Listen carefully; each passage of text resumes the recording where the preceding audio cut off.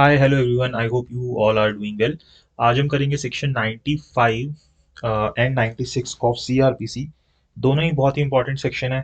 ठीक है, तो हम इनको समझते हैं। हमने सेक्शन 94 तक समझ लिया। अगर आपको कोई भी डाउट हो उन सेक्शंस में तो प्लीज़ कमेंट कीजिएगा, हम उसको डिस्कस कर लेंगे।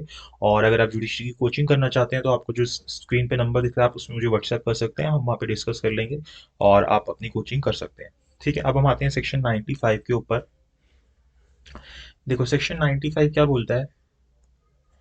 सेक्शन 95 बोलता है पावर टू डिक्लेयर, यानी कि ये किस चीज की बात कर रहा है, एक पावर की बात कर रहा है कि power to declare certain publications forfeited. Forfeit मतलब जब्त करना। To issues and to issue search warrant for the same. अब देखो यहाँ पे ना पावर दे रहा है, अभी किसको पावर दे रहा है, अभी सेक्शन बताएगा कि स्टेट गवर्नमेंट को पावर दे रहा है। वो क्या कर सकते हैं कि किसी सर्टेन पब्लिकेशंस को वो फॉरफिट करने के ऑर्डर दे सकते हैं। और साथ ही साथ यहाँ पे सर्च वारंट इशू करने की भी पावर दी गई है। अब देखो किस कौन सी पब्लिकेशंस को यहाँ पे फॉरफिट किया जाएगा। सबसे पहली बात, अगर जहां पे कोई न्यूज़पेपर, बुक या डॉक्यूमेंट, तीन चीजें हैं याद रखना क्या क्या, न्यूज़पेपर, बुक या डॉक्यूमेंट, वेर एवर प्रिंटेड, कहीं पे भी वो प्रिंट हुई हो और वहां पे स्टेट गवर्नमेंट को ऐसा लगता है, appears to the state government कि उसके अंदर क्या है, कोई भी ऐसा मैटर है उस पब्लिकेशन के अंदर जो कि क्या है, पनिशेबल है सेक्शन 124 ए के अंदर। अब सेक्शन 124 ए किसका, आईपीसी का। 124 ए क्या बोलता है, किस बारे में बात करता है, सेडिशन के बारे में बात करता है। तो सेडिशन से रिलेटेड इस तरीके की कोई चीज है। या सेक्शन 153 ए, ये भी आईपीसी का। 153 ए क्या बात करता है, एनिमिटी बिटवीन क्लासेस की, अगर आप प्रमोट करते हो दो क्लासेस के बीच में एनिमिटी, उसके बारे में बात करता है। या सेक्शन 153 बी जो कि इम्प्यूटेशंस, एसर्शंस, इस तरीके की कोई नेशनल इंटीग्रेशन की अगर आप बात करते हो उसके बारे में बात करता है। देन आता है सेक्शन 292। 292 किसके बारे में बात करता है, जैसे आप कोई ऑब्सीन बुक्स वगैरह बेचते हो या उससे रिलेटेड अगर ऐसा कोई सामान है वहां पे, उसकी बात करता है। देन आता है सेक्शन 293। सेक्शन 293 बात करता है जैसे कि आप कोई ऑब्सीन ऑब्जेक्ट ही किसको बेचते हो, यंग पर्सन्स को बेचते हो, तो वो सेक्शन 293 के अंदर आ जाता है। देन आता है सेक्शन 295 ए। 295 ए के अंदर कोई मैलिशियसली इंस्टीट्यूटिंग द रिलीजन और other religious believes of any class के ऊपर अगर आप इस तरीके से कोई करते हो रिलीजियस बिलीफ के लिए, तो वो 295 ए के अंदर आ जाता है। तो अगर अब स्टेट गवर्नमेंट को ऐसा लगता है कि इस तरीके की कोई भी पब्लिकेशन है जिसकी, जैसे कोई न्यूज़पेपर है, बुक है, कोई भी डॉक्यूमेंट है जिसके अंदर इस तरीके के ऑफेंस वाली चीजें हैं, तो वहां पे स्टेट गवर्नमेंट क्या कर सकती है, मे वर्ड है, जरूरी नहीं है, स्टेट गवर्नमेंट की डिस्क्रिप्शन के ऊपर है, क्या कर सकती है, नोटिफिकेशन निकाल सकती है stating the grounds of its opinion. और उस नोटिफिकेशन के अंदर वो क्या निकालेगी, अपने ग्राउंड्स भी निकालेगी। अब देखो यहाँ पे मे वर्ड यूज किया, यानी कि डिस्क्रिशन। डिस्क्रिशन अब यहाँ पे आर्बिट्री आप यूज नहीं करोगे, आपको अपना रीजन टू बिलीव बताना पड़ेगा कि क्यों आप ऐसा नोटिफिकेशन निकाल रहे हो। अब नोटिफिकेशन में निकाल के वो क्या कर सकती है, डिक्लेयर कर सकती है कि हर एक copy of the issue of the newspaper containing such matter. तो ये जो न्यूज़पेपर में इशू हुआ है इसकी हर एक जो कॉपी है या हर एक कॉपी जो है इस बुक की, या फिर जो कोई और डॉक्यूमेंट है उसको फॉरफिट कर लिया जाए। Document to be forfeited to government. ठीक है, इस तरीके की नोटिफिकेशन कौन निकालेगी, गवर्नमेंट निकालेगी। And thereupon any police officer, अब जब ये एक बार नोटिफिकेशन निकाल दी तो इसके बाद कोई भी पुलिस ऑफिसर क्या कर सकता है, उसको सीज कर सकता है। सीज मतलब कि जब्त कर सकता है। The same wherever found in India, तो कहीं पे भी अगर वो इंडिया में मिलते हैं ये जो न्यूज़पेपर, बुक या डॉक्यूमेंट जो कि गवर्नमेंट ने डिक्लेयर किए हैं नोटिफिकेशन के थ्रू कि हाँ इनके अंदर इस तरीके के ऑफेंस हो रहे हैं इनसे, तो वहां पे उनको वो सीज कर सकता है। एंड एनी मजिस्ट्रेट, कोई भी मजिस्ट्रेट, तो आपको याद रखना है किसी भी मजिस्ट्रेट की बात हो रही है, may by warrant authorise any police officer not below the rank of sub inspector to enter upon. अब देखो यहाँ पे ये फॉरफिट करने की बात कर रहा है, लेकिन जो मजिस्ट्रेट है, कोई भी मजिस्ट्रेट क्या कर सकता है, वारंट इशू कर सकता है और उस वारंट के थ्रू अथराइज कर सकता है किसको, पुलिस ऑफिसर को, जो कि सब इंस्पेक्टर से रैंक के नीचे का नहीं होगा, कि वो किसी भी प्लेस के ऊपर एंटर करे and search for the same in any premises where any copy of such issue और एनी सच बुक और other document may be reasonably suspected to be, जहां पे भी लगता है कि हाँ इस प्रीमाइसेस के अंदर ये जो है बुक्स हो सकती है, न्यूज़पेपर हो सकता है या इस तरीके की चीजें हो सकती है, तो वहां पे जो जो मजिस्ट्रेट है वो वारंट इशू कर सकता है। तो स्टेट गवर्नमेंट नोटिफिकेशन निकाल देगी कि ये जो चीजें हैं सारी आपकी इस तरीके की चीजें हैं, न्यूज़पेपर, बुक या डॉक्यूमेंट जो इन इन सेक्शंस के अंदर आती है, आईपीसी के 124A 153A इन सब के अंदर आती है। एंड देन फिर कोई भी जो पुलिस ऑफिसर है वो उसको सीज कर सकता है। और अगर मान लो कि ऐसा लगता है कि वो किसी प्लेस के ऊपर पड़ी हुई है, किसी प्रीमाइसिस के अंदर है ये न्यूज़पेपर, बुक या डॉक्यूमेंट, तो उसके लिए जो मजिस्ट्रेट है, कोई भी मजिस्ट्रेट अपनी उस जुरिस्डिक्शन का क्या कर सकता है, वहां पे सर्च वारंट इशू कर सकता है। और वो किसको इशू करेगा, सब इंस्पेक्टर से रैंक के ऊपर वाले पुलिस ऑफिसर को इशू करेगा। एंड देन वो पुलिस ऑफिसर उस प्रीमाइसिस पे जाके उस जगह को सर्च कर सकता है। एंड देन जो ये सेक्शन 96 है और ये वाला जो हमारा सेक्शन 95 है, इसके लिए बोल रहा है newspaper and book have the same meaning as in the press and registration of books act. जो मीनिंग वहां पे है वही मीनिंग यहाँ पे होगा।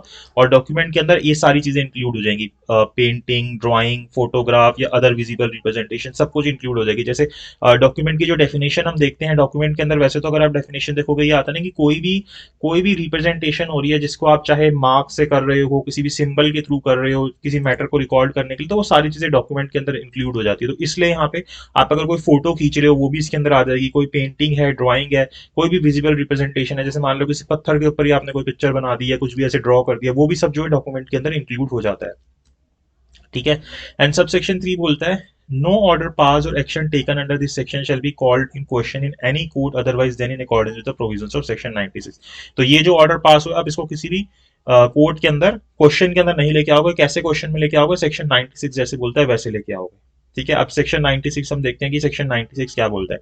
95 आई होप आपको समझ आया होगा कि 95 के अंदर क्या बोला गया। अगर कोई डाउट है तो कमेंट कीजिए।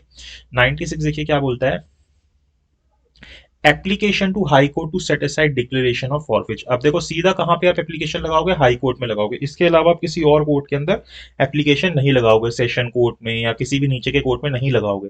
आप कहां पे लगा रहे हो, हाई कोर्ट में लगा रहे हो, to set aside declaration of forfeiture, की ये जो डिक्लेरेशन की गई थी उसको सेट असाइड किया जाए। तो any person having any interest in any newspaper, book और अदर डॉक्यूमेंट, तो कोई भी व्यक्ति हो सकता है जिसका उस न्यूज़पेपर या उस बुक या डॉक्यूमेंट के अंदर इंटरेस्ट है, in respect of which declaration of forfeiture has been made, जिसके रिगार्डिंग हमने डिक्लेरेशन की थी सेक्शन 95 के अंदर, मे विद इन 2 मंथ्स। अब यहाँ पे ये टाइम पीरियड आपकी प्री का क्वेश्चन बनता है, ये पक्का पूछता है, मतलब बहुत बार आता है।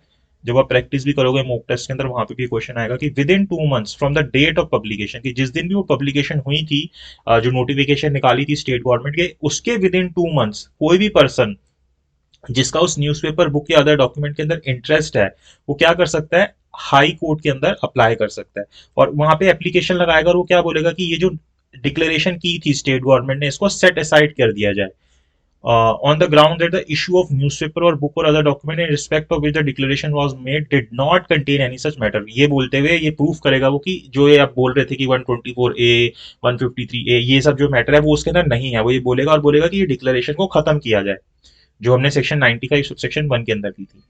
ठीक है। तो यहाँ पे कहाँ पे एप्लीकेशन लग रही है, हाई कोर्ट के अंदर एप्लीकेशन लग रही है। कौन लगाएगा, एनी पर्सन लगाएगा, लेकिन इसका इंटरेस्ट होना चाहिए उस न्यूज़पेपर, बुक या डॉक्यूमेंट के अंदर।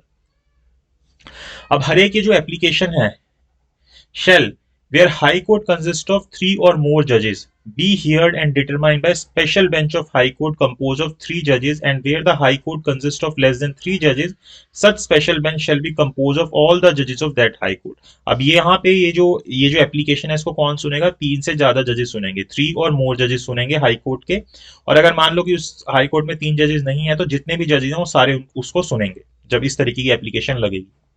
On hearing of any such application with reference to any newspaper, copy of such newspaper may be given in evidence in aid of the proof of the nature or tendency of the words, signs or visible representation contained in such newspaper in respect of which the declaration of forfeiture was made। तो आप क्या कर सकते हो यहाँ पे, जब इस एप्लीकेशन को सुना जा रहा होगा, ठीक है, जो आपने सेक्शन 96 की एप्लीकेशन लगाई है, तो यहाँ पे आप उसकी कोई भी कॉपी दे सकते हो कोर्ट के अंदर एज अ एविडेंस की देखिए ये जो है। अब आपको ये थोड़ा ना कि कोई एक पर्टिकुलर कॉपी लेके आओगे, सारी तो कॉपी है, तो आप कोई भी कॉपी लेके आ सकते हो और कोर्ट में दिखा सकते हो कि देखिए यहाँ पे तो इसके अंदर ऐसी कोई चीज ही नहीं है, कोई सेडिशन ही नहीं हुआ है, या इसके अंदर तो कोई ऑब्सीन मटेरियल ही नहीं है जो आप कह रहे थे। ठीक है। तो वो यहाँ पे लगा सकता है एज एविडेंस, कोई भी कॉपी लगा सकता है यहाँ पे। ठीक है। The high court shell, if it is not satisfied that the issue of newspaper or book or other document in respect of which the application has been made contain any such matter in referred to in subsection 1, set aside the declaration of forfeiture। तो simple सी बात है भैया, हमको लग रहा है high court कह रहा है कि नहीं नहीं ये तो गलत आपने कर दिया, तो वहां पे हाई कोर्ट उसको फिर सेट असाइड कर देगा उस डिक्लेरेशन को कि ये फॉरफीचर नहीं होना चाहिए। अब जहां पे अब जैसे तीन जजेस बैठ गए, ओपिनियन में कोई डिफरेंस हो जाता है जजेस के, the decision shall be in accordance with the opinions of the majority of the जजेस, तो वहां पे फिर मेजोरिटी ऑफ द जजेस का जो डिसीजन होगा वो प्रिवेल करेगा। ठीक है कि भाई दो ने बोला कि है और एक ने बोला नहीं है, तो फिर माना जाएगा। दो ने बोला कि नहीं है ये और एक ने बोला कि हाँ है, तो फिर नहीं माना जाएगा कि भाई नहीं है इसके अंदर ऑक्सीजन मटेरियल या ऐसी कोई चीज। ठीक है, तो जो मेजोरिटी बोलेंगे वो चीज मानी जाएगी। तो इन दोनों सेक्शन के अंदर इतनी ही बात है, आपको 2 मंथ्स वाली बात जरूर याद रखनी है, जो खासकर ज्यादातर प्री के अंदर पूछी जाती है कि कितने टाइम के अंदर सेक्शन 96 की एप्लीकेशन लगाई जाती है। आई होप आपको सेक्शन 95 एंड सेक्शन 96 समझ आया होगा। अगर आपको कोई भी डाउट है तो कमेंट कीजिए। वीडियो अच्छी लगी हो तो लाइक जरूर कीजिएगा और चैनल को सब्सक्राइब जरूर कीजिएगा।